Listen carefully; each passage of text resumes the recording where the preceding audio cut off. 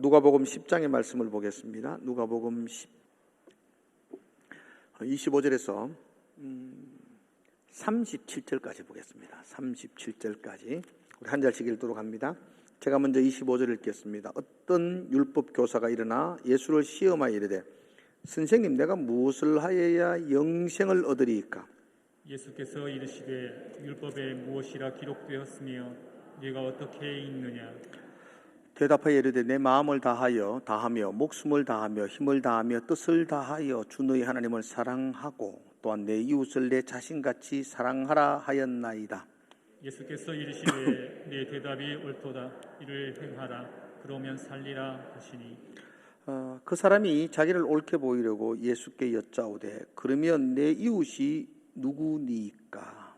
예수께서 대답하여 이르시되 어떤 사람이 예루살렘에서 여리고로 내려가다가 강도를 만나매 강도들이 그 옷을 벗기고 때려 거의 죽은 것을 버리고 갔더라. 마침 한 제사장이 그 길로 내려가다가 그를 보고 피하여 지나가고 또 이와 같이 한 레위인도 그곳에 이르러 그를 보고 피하여 지나가되 어떤 사마리아 사람은 여행하는 중 거기 이르러 그를 보고 불쌍히 여겨 가까이 가서 기름과 포도주를 그 상처에 붓고 싸매고 자기 짐승에 태워 주막으로 데리고 가서 돌보아 주니라.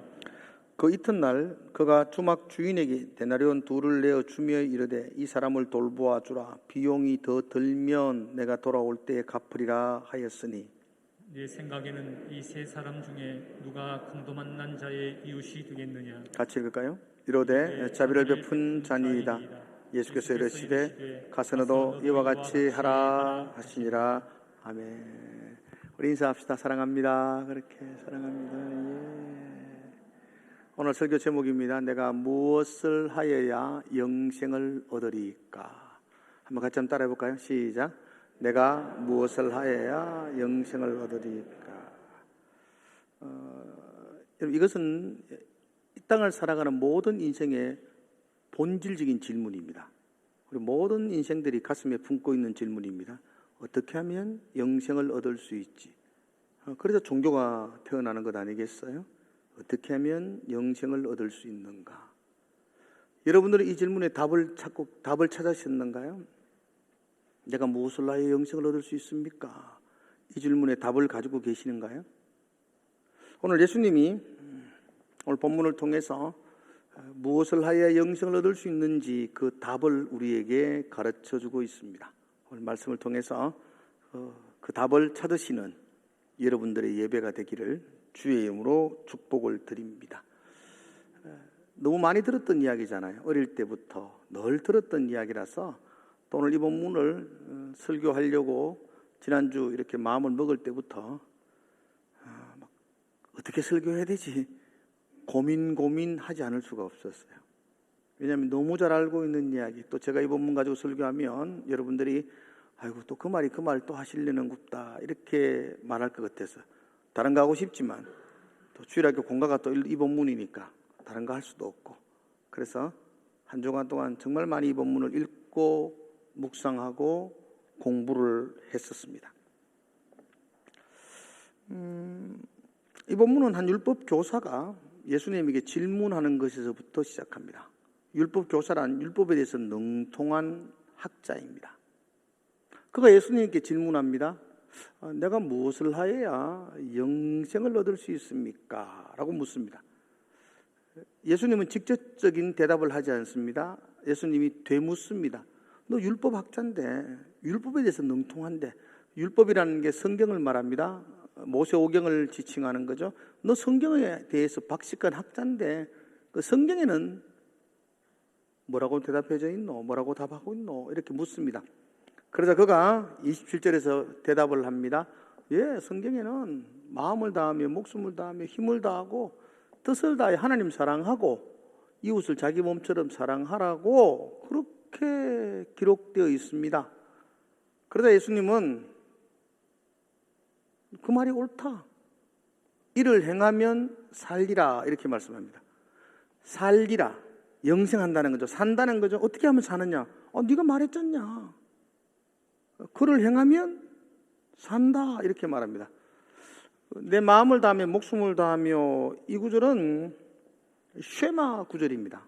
그러니까 이 구절은 유대인들은 어릴 때부터 외우는 구절입니다. 어린 아이들도, 우리 아이들 성경 구절 외우는 거 있죠. 하나님이 세상을 이처럼 사랑하사. 그건 눈 감고도 외우지 않습니까? 그래서 유대인들은 이 구절이, 신명기 6장 5절이 눈 감고도 외우는 구절입니다. 어릴 때부터. 하나님 사랑하고 이웃 사랑하는 거. 그거 행해라. 그러면 살리라. 그렇게 예수님이 대답을 합니다.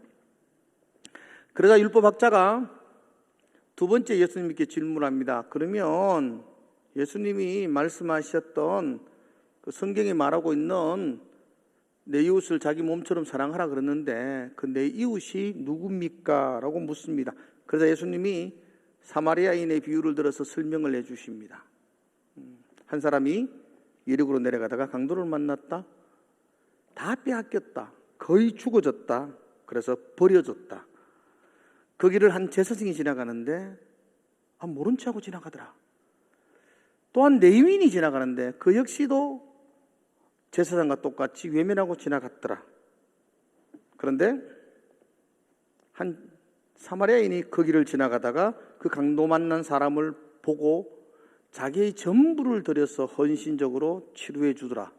그리고 주막으로 데려가서 살려주었다. 생명을 주었다. 그 이야기를 마치시며 예수님이 결론적으로 그 율법 교사에게 묻습니다. 누가 이웃이냐?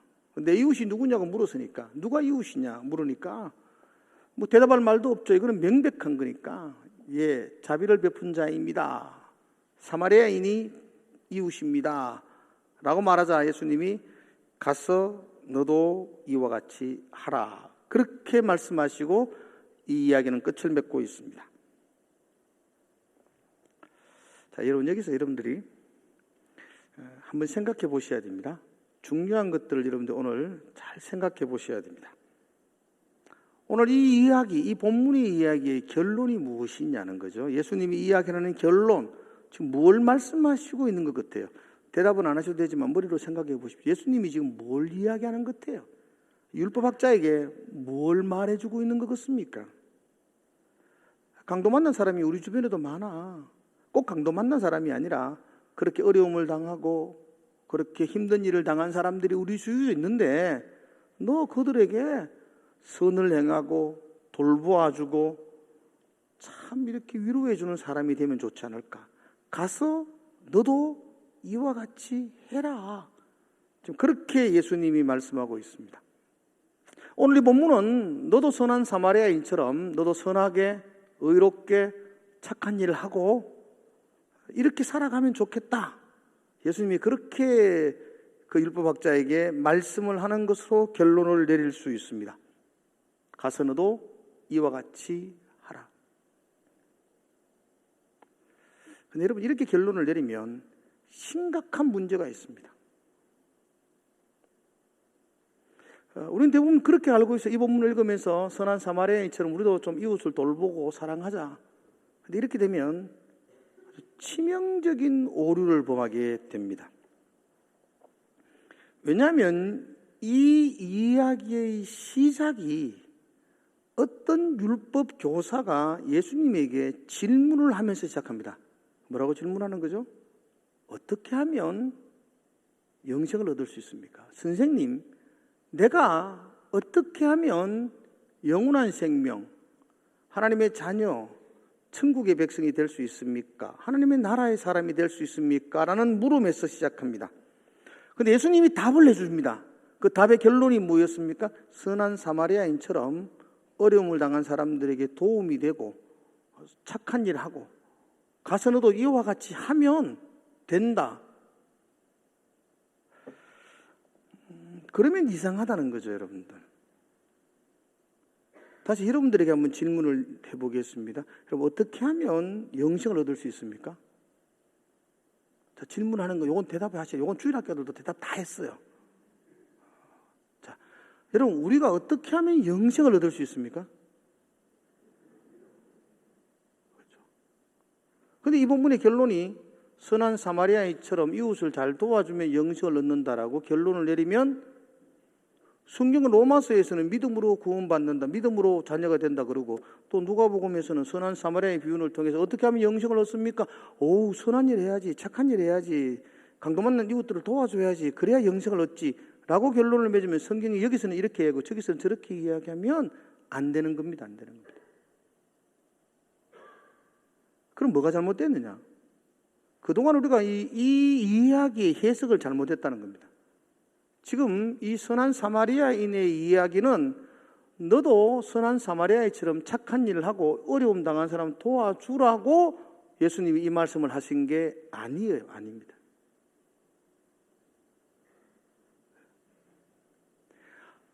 아니, 예수 믿는 사람은 그러면 선한 사마리아인처럼 착한 일을 하면 안 됩니까? 왜 안 돼요? 가빠이 다니는 사람도 착한 일을 하는데 우리가 왜 착한 일을 안 해야 돼요? 선한 일 해야 되죠. 의로운 일 해야 되죠. 어려움 당한 사람 도와줘야 되죠. 우리 주변에 강도 만난 사람이 있으면은 여러분 그 헌신해서라도 그를 도와줘야 되죠. 여러분들 다 마땅히. 그러나 예수님은 지금 누가 어떻게 영생을 얻느냐의 질문에 착한 일 해야 되고 선한 일 해야 되고 도와줘야 된다, 그렇게 답하는 건 아니라는 이야기입니다. 우리는 선한 일 해야 되지만 지금 예수님은 율법학자가 어떻게 하면 영생을 얻을 수 있습니까? 라고 묻는 데 대하여서 이 사마리아인의 비유를 설명했는데, 이 비유의 뜻이 착한 일 하자는 건 아니라는 겁니다. 이 비유의 뜻은 뭡니까? 그러면은 뭐가 돼야 됩니까? 예수 잘 믿자, 이게 돼야 되죠. 어떻게 하면 영생을 얻을 수 있습니까? 예수님이 선한 사마리아인의 비유를 이야기했잖아요. 그럼 그 비유의 본래의 뜻은 뭐죠? 우리의 구원자는 예수님이시다. 우리가 예수 믿어야 돼. 예수 의지해야 돼. 그래야 영생을 얻어. 그 말을 하려고 예수님은 선한 사마리아인의 비유를 이야기하고 있다는 것이죠. 아멘이세요? 여기까지도 이해가 안 되시면 오늘 설교를 진행을 더 이상 못합니다. 예수님은 지금 이 율법학자에게 영생을 얻는 방법이 선한 일을 하고 의로운 일을 하면 된다는 걸 가르치기 위해서 이 본문을 말하는 게 아니고, 이 본문을 통해서 영생을 얻는 방법은 오직 예수 그리스도, 그분만이 우리의 구원자 되셔 라는 걸 가르치기 위해서 이 본문을 이야기하신 겁니다. 아멘입니다. 하신 겁니다. 네. 제가 그렇게 조심스럽게 이 본문을 다시 여러분들에게 오늘 해석을 하려고 합니다. 구질구질한 이야기들을 다 빼고 제가 좀 본론적인 것들만 여러분들에게 이 본문이 왜 예수님에 대한 이야기인지 여러분들에게 설명을 하려고 합니다. 자세히 한번 들어보시고, 정말 이 본문이 예수 그리스도가 우리의 구원자입니다라는 걸 말씀하는 건지, 아니면 그동안 여러분들이 늘 들었던 선하게 살자, 착하게 살자, 강도 만난 사람 도와주자, 그런 본문인지 한번 평가해 보시고 판단해 보면 참 좋겠습니다. 자, 조심스럽게 해석을 한번 해보겠습니다. 한 율법학자가 예수님을 찾아와서 묻습니다. 선생님, 내가 어떻게 하여 영생을 얻으리까? 라고 묻습니다. 그런데 그렇게 질문하는 의도가 있습니다. 어떤 의도였습니까?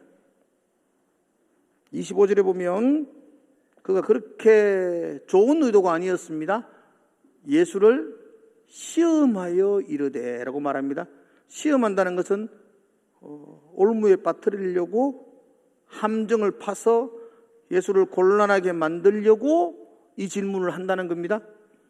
지금 율법학자는 예수님이 못마땅합니다. 당시 종교적인 기독권을 가지고 있던 사람들, 제사장들과 레위인들과 바리새인들과 서기관들, 율법학자도 그 중에 한 사람입니다. 이런 기독권자들은 예수님이 굉장히 못마땅합니다. 왜냐하면 예수님은 그들이 그동안 가르쳤던 관습과 전통을 정면으로 부딪히게 만들고, 예수님의 가르침은 그 율법학자들이 말하고 있는 율법을 해석하는 방법을 정면으로 반대하고 새로운 복음을 이야기하고 있기 때문이었죠. 그래서 눈에 가시처럼 여겼습니다. 율법학자는 아마도 성경에 대해서 박식한 사람이었습니다. 그래서 예수님 올무를 걸려고 곤란한 질문을 던지는 겁니다. 어떻게 하면 영생을 얻을 수 있습니까?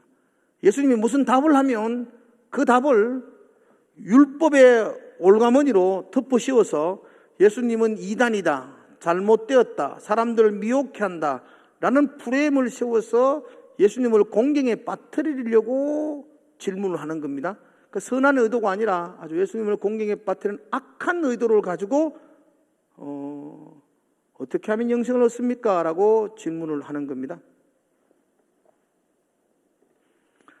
그러다 예수님이 대답을 하십니다. 근데 여러분 어떻게 대답하면 말이라는 게 어떻게 대답하든 간에 이렇게 그 트집을 잡는 겁니다. 근데 예수님은 기가 막히게 대답을 하죠. 율법에는 뭐라고 기록되어져 있느냐? 그렇게 묻습니다. 그러니까 이 율법학자가 자기가 율법에 능통하니까 쉐마의 말씀을 쭉 암송합니다. 하나님 사랑하고 이웃 사랑하라 그랬습니다. 예수님 두 번 하지 않습니다. 옳다, 이와 같이 행하라, 그러면 살리라, 그렇게 말합니다. 어떤 터집을 잡으려고 했는데 자기가 묻고 자기가 답하는 결과가 되었잖아요. 예수님은 아무것도 개입하지 않은 거예요. 자기가 묻고 자기가 답했으니까 어떤 터집을 잡을 수가 없습니다. 시험을 할 수가 없습니다. 그래서 율법학자가 두 번째 질문하는 겁니다.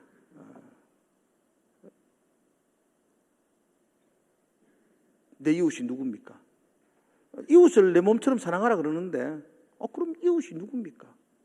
예수님이 무슨 말을 대답을 해야만이 어떤 터집을 잡을 수 있는데, 그래서 예수님에게 직접적인 대답을 요구하기 위해서 이웃이 누굽니까? 라고 묻습니다. 제가 시간이 없어서 이 모든 질문에 대한 애매모호함들, 영생에 대한 이야기, 이웃에 대한 이야기를 다 생략합니다. 하여튼 그렇게 질문을 했다는 거예요. 그때 예수님이 사마리아인의 비유를 쭉 설명을 합니다. 한 사람이 예루살렘에서 여리고로 가다가 강도를 만났습니다. 거의 죽게 됩니다. 다 빼앗겼습니다. 다 옷도 벗겨졌습니다. 죽은 줄 알고 길에 버려졌더랬습니다. 죽었다고 생각되어진다는 것입니다. 한 제사장이 지나갑니다. 제사장도 죽었다고 생각하니까 죽은 시체를 만지는 것은 부정한 거죠. 그래서 그가 아마도 죽었다 생각하니까, 아니 살아있다 생각해도 만지다가 도와주다가 죽으면 자기는 부정하게 되니까 그냥 지나갔던 것 같아요. 레위인도 마찬가지입니다. 그 어려움을 당한 사람을 보고도 급한 죽은 사람을 그냥 버려두고 도망가 버렸습니다. 여러분, 율법학자의 생각으로는 이 세상에서 가장 의로운 사람, 가장 선한 사람, 가장 정의로운 사람, 가장 존경받는 사람이 제사장과 레위인입니다. 가장 선하고 가장 존경받고 가장 의로운 사람이 어려움을 당한 사람, 죽어가고 있는 사람을 그냥 외면하고 지나가 버렸습니다. 제사장과 레위인들은 가장 선한 사람이기에 마땅히 이렇게 어려움을 당한 사람을 도와주어야만 합니다. 헌신적으로 돌봐주어야만 합니다. 그래도 불구하고 가장 선하고 의로운 사람이 어려움을 당한 사람의 아픔을 외면하고 도망가 버렸습니다.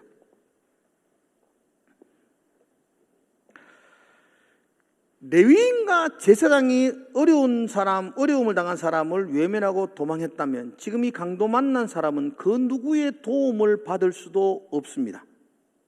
가장 도와줘야 될 선한 사람인 제사장과 레위인이 도와주지 않았다면 그 누구도 도와줄 사람이 없다는 겁니다. 예를 들어서 전국에서 수학을 제일 잘 푸는 수학 1등 하는 아이가 수학 문제를 못 풀면 아무도 못 푸는 겁니다. 그렇죠? 가장 선한 사람이 도와주지 않았다면 그 누구도 도와줄 사람이 없다는 것입니다. 이제 이 강도 만난 사람은 도와줄 사람이 아무도 없는 그런 길에 홀로 버려져 있습니다. 그런데 뜻밖의 한 사람이 등장합니다. 사마리아인입니다. 이 사마리아인은 율법학자인 그의 관점으로 볼 때에 제사장과 레위인들과는 완전히 대조적인 사람입니다. 가장 선하고 가장 존경받는 사람이 제사장과 레위인이라면 이 사마리아인은 가장 혐오스러워하고 가장 멸시받고 비난받고 인간 취급을 못 받는 사람들이 사마리아인입니다. 왜 그런 취급을 받느냐? 제가 지금 시간에 설명을 못 드립니다. 아무튼 이 사람들은 혼혈족으로서 유대 땅 안에 존재하고 있지만 유대인이라는 취급을 못 받고 이방인처럼 취급을 받습니다. 율법학자뿐 아니라 모든 유대인들은 길을 가다가도 사마리아 땅이 오면 돌아갑니다, 여러분. 하양에서 암양 갈 때에도 질량이 사마리아 땅이라면 이렇게 지나가지 아니하고 돌아가지고 경산으로 돌아간다니까요.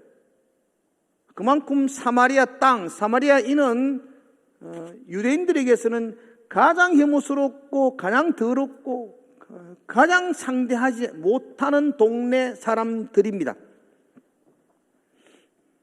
그런데 그 사마리아인이 강도 만난 사람에게 헌신적으로 섬깁니다. 그를 치료하여 주고 주막에 데려가서 그를 살려줍니다. 생명을 주었다는 것입니다. 예수님은 이 비유의 말씀을 끝내시고 율법학자에게 묻습니다. 누가 이웃이냐? 이건 명백합니다. 예, 자비를 베푼 자니이다. 이 사람의 강도 많은 사람의 이웃은 사마리아인이었습니다.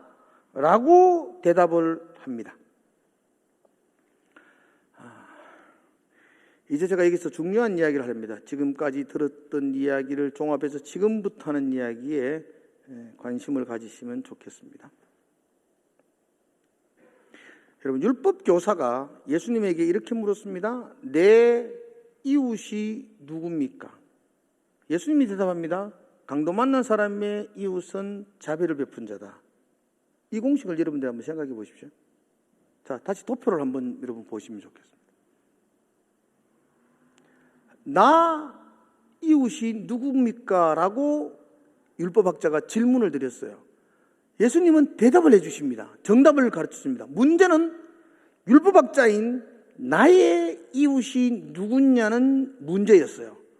정답, 예수님의 대답은 강도 만난 사람의 이웃은 자비를 베푼 자라. 그렇게 말합니다. 그렇다면 문제에서 나는 예수님의 대답에서, 정답에서 누구죠? 지금 이해가 안 되시죠? 이건 대답하셔야 됩니다. 문제에서 나 이웃은 누굽니까? 라고 물었어요. 정답을 예수님이 말씀하시죠? 너의 이웃, 자비를 베푼 자예요. 그러면 나는, 율법학자인 나는 지금 누구로 비유되어 주는 거죠? 강도 만난 사람이고, 그 나의 이웃은 여러분 자비를 베푼 자라는 선한 사마리아인이라는 이야기입니다. 율법학자의 질문은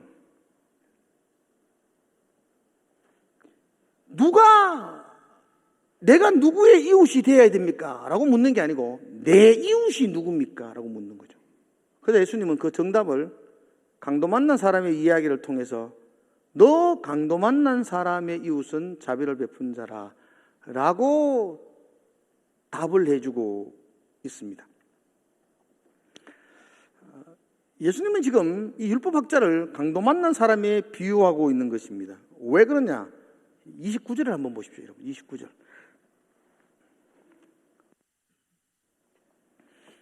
29절. 그 사람이 율법학자입니다. 자기를 옳게 보이려고 예수께 여짜오되 내 이웃이 누구니까 묻습니다. 이 율법학자는 자기가 옳다고 생각합니다.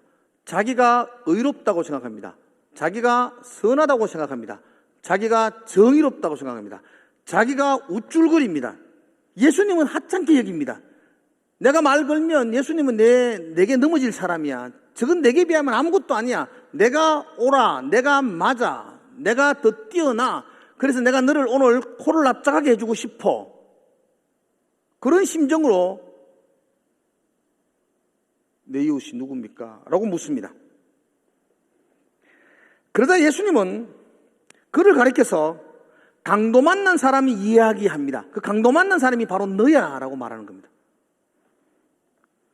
여러분, 사람은 본질적으로 하나님의 형상으로 지음을 받았습니다. 그 하나님의 형상은 선함이고 의로움이고 거룩함이고 정직함이고 올바름이고 다 좋은 겁니다. 그러니까 하나님은 우리를 하나님의 형상으로 지음받아서 우리 속에 선함을 불어넣어 주셨고, 우리 속에 의로움을 불어넣어 주시고, 우리 속에 거룩함을 불어넣어 주셨고, 우리 속에 공의로움을 불어넣어 주셨습니다. 그런데 우리는 하나님이 불어넣어 주었던 그 선함과 의로움을 다 빼앗겨 버렸습니다. 다 잃어버렸습니다. 우리는 그렇게 찬송합니다. 보소서 주님, 나의 마음을 선한 것 하나 없습니다. 이게 우리의 마음입니다. 주님, 내가 내 자신을 보니까 하나님이 나를 하나님 형상으로 생기를 불어넣으셔서 선하고 의롭게 창조하셨는데 내가 다 빼앗겨 버렸네요. 내게 선한 것 하나도 없네요. 이걸 깨닫는 게 신앙의 기초입니다. 첫 발걸음이죠. 다 빼앗겨버리고 선함과 의로움으로 가득 차야 될 하나님의 창조물인 우리들이 그거 다 잃어버리고 나니까 더러움과 혐오스러움과 패역함과 우쭐거림과 교만함으로만 가득 차 있습니다. 내가 내 자신을 봐도 하나님이 기뻐할 의로움이었고 더러움과 교만함과 혐오스러움이 가득 차 있는 존재가 되는 것, 그게 우리의 실상입니다. 이게 다 빼앗기고 거의 죽게 된 것과 같습니다. 거의 죽게 되었다는 말은 죽었다는 것입니다. 여러분, 우리는 하나님의 형상을 다 빼앗겨버리고 죄와 허물로 죽었던 우리들입니다. 우리는 다 죽었던 존재들입니다. 멀쩡한 존재들 없습니다. 그 죄악으로 말미암아 죽어서 버림받은 존재들이 바로 우리였습니다. 강도 맞는 사람은 자기가 의롭다 생각하는 율법학자, 그가 강도 맞는 사람이고, 아니 그분만 아니고 이건 우리 모두의 자화상입니다. 제가 강도 맞는 사람이고 여러분이 강도 맞는 사람입니다. 하나님의 형상을 다 잃어버리고 죄와 허물로 죽어서 버림받은 나. 여기 예수님이 말하는 강도 맞는 사람은 우리의 실존적인 모습입니다. 율법학자는 자기가 의롭다고 생각했습니다. 그래서 예수님에게 묻습니다. 내 이웃이 누굽니까? 이 말은 나 의롭습니다. 그래서 의로운 내가 도와줄 만한 이웃이 누굽니까? 라고 묻는 겁니다. 근데 예수님은 역설적으로 이야기합니다. 너가 도와줄 이웃을 관심 가지지 마라. 너는 너 자신이 누군지를 먼저 알아라. 네가 지금 누구를 도와주겠다는 생각 가지느냐? 너 자신이 먼저 누군지를 알아라. 너는 강도 만난 사람이야. 너는 다 빼앗겨버렸어. 그 지금 교만함과 우쭐거림과 잘남만 가지고 있는, 더러움만 가지고 있는 강도 만난 사람이야. 죄와 허물로 다 죽어서 버림받은 너 강도 만난 사람이야. 예수님은 지금 그에게 그렇게 말씀합니다. 율법학자인 그만 강도 만난 사람은 아니겠죠. 우리 모두가 강도 만난 사람이죠. 그런데 더 심각한 것은 우리를 도와줄 사람이 아무도 없다는 겁니다. 가장 의롭고 선하고 존경받고 도와주어야 될 만한 제사장과 레위인들은 다 도망가 버립니다. 도울 힘이 없는 인생들밖에 없습니다. 우리를 도와줄 사람이 아무도 없습니다. 우리는 지금 강도 만났습니다. 거의 죽게 되었습니다. 버림받았습니다. 시체와 다름이 없습니다. 그런데 우리를 도와줄 사람이 아무도 없다는 겁니다. 아무도 없다는 것. 아무런 소망이 우리에게 없다는 겁니다. 그런데 강도 많은 사람에게 자비를 베푸는 자가 있습니다. 그 한 사람이 등장합니다. 자신의 모든 것을 헌신해서 그 강도 만난 사람을 살려준 사람이 있습니다. 사마리아인이었다고 말합니다. 여러분, 사마리아인은 예루살렘에 올 수 없습니다. 사마리아에 있는 예루살렘에 온다는 것은 돌에 맞아 죽을 각오를 하는 것입니다.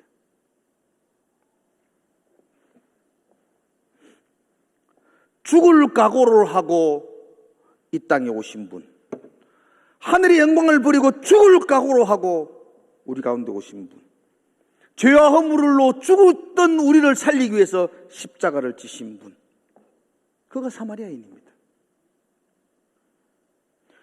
죄와 허물로 죽었던 저와 여러분들에게 영생을 주시기 위해서 이 땅에 오신, 죽기 위해서 이 땅에 오신 분, 그분이 예수 그리스도십니다. 누가 우리의 이웃입니까? 강도 맞는 자같이 소망 없는 우리에게 누가 우리의 이웃입니까? 오직 한 분, 예수 그리스도십니다. 그분만이 우리의 구원자이십니다. 선하고 의롭고 존경받는 제사장이나 레위인들은 우리에게 아무런 도움을 줄 수 없습니다. 그 어떤 사상이나 그 어떤 문화나 그 어떤 철학이나 우리에게 아무런 도움을 줄 수 없습니다. 우리의 유일한 구원자는 예수 그리스도이십니다. 여러분 기억하셔야 됩니다. 내가 누구인가? 나는 의롭고 옳게 여겨지는 사람이 아니라 나는 다 빼앗기고 죽음 자리에 던져졌던 강도 만난 사람이라는 것을 기억하셔야 됩니다. 그렇게 죽을 수밖에 없는, 강도 만나서 그렇게 죽어가고 있는 내가 어떻게 살 수 있는가? 어떻게 내가 영생을 얻을 수 있는가? 내가 할 수 있는 건 아무것도 없습니다. 나는 아무것도 할 수 없습니다. 나는 거의 죽게 되어서 버림받아서 손가락 하나도 내가 까딱거릴 힘이 내게 없습니다. 내가 살아날 수 있는, 내가 영생을 얻을 수 있는 유일한 방법은 그분, 그 예수 그리스도가 나에게 자비를 베풀어 줘야 됩니다. 그분이 내게 은혜를 부어 주셔야만 됩니다. 그분의 그 은혜와 그분의 그 자비하심만이 나에게 영생을 주실 수 있습니다. 그러므로 예수 그리스도 그분만이 우리의 유일한 구원자이십니다. 내가 어떤 상황에 있든지, 내가 어떤 처지에 있든지, 내가 어떤 형편에 있든지, 나는 지금 다 빼앗겨버렸고 아무것도 없고 나는 지금 거의 죽어서 버림받았다 있는 내 처지와 형편은 나의 영생에 중요하지 않습니다. 내가 그런 형편에 놓여있다 할지라도, 강도 만났다 할지라도, 거의 다 빼앗겼다 할지라도, 죽어간다 할지라도 나의 구원은 그것으로 되는 것이 아니고 나의 구원은 그분 예수 그리스도가 나에게 자비를 베풀어 주실 때 나는 영생을 얻을 수가 있습니다. 오직 그분의 은혜만이 나에게 생명을 주실 수 있습니다. 우리는 그분의 은혜로, 그분의 자비하심으로 우리는 영생을 얻었습니다. 예수님은 이 비유 속에서 말씀하지는 않았지만 제가 이렇게 상상을 해보았어요. 만약에